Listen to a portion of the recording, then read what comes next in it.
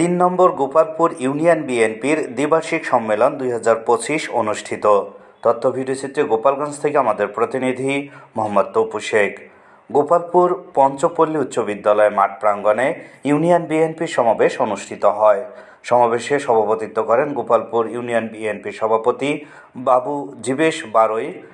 সমাবেশে প্রধান অতিথি হিসেবে ভার্চুয়ালি যুক্ত হন বাংলাদেশ জাতীয়তাবাদী স্বেচ্ছাসেবক দলের সভাপতি জনাব এস.এম. জিলানী। এ সময় বক্তব্য রাখেন টুঙ্গিপাড়া উপজেলা বিএনপির আহ্বায়ক মোহাম্মদ সালাউদ্দিন।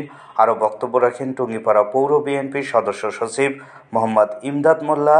বক্তব্য রাখেন উপজেলা স্বেচ্ছাসেবক দলের আহ্বায়ক জসিমউদ্দিন, টুঙ্গিপাড়া পৌর স্বেচ্ছাসেবক দলের আহ্বায়ক গোলাম কিবরিয়া সাগর, উপজেলা শ্রমিক দলের প্রস্তাবিত আহ্বায়ক কবিরুল ইসলাম ও উপজেলা ছাত্র দলের যুগ্ম আহ্বায়ক মোহাম্মদ আবু নাসিম।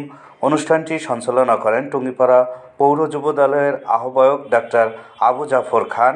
এ সময় উপস্থিত ছিলেন টুঙ্গিপাড়া উপজেলা বিএনপির যুগ্ম আহ্বায়ক শেখ মাহবুবুর রহমান নাসির, উপজেলা যুব দলের আহ্বায়ক মুক্তার হোসেন, উপজেলা যুব দলের সদস্য সচিব আমিনুল ইসলাম, উপজেলা যুব দলের সাবেক সাধারণ সম্পাদক ওয়াহিদুজ্জামান শেখ, উপজেলা ছাত্র দলের সভাপতি মোহাম্মদ ইসমাইল হোসেন, উপজেলা ছাত্র দলের যুগ্ম আহ্বায়ক নাহিদুল ইসলাম সাগর সহ টুঙ্গিপাড়া বিএনপির অন্যান্য নেতৃবৃন্দ উপস্থিত ছিলেন।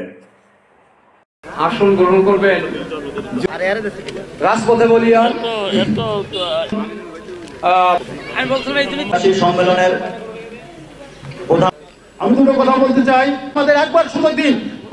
মনে করি না, আমি মনে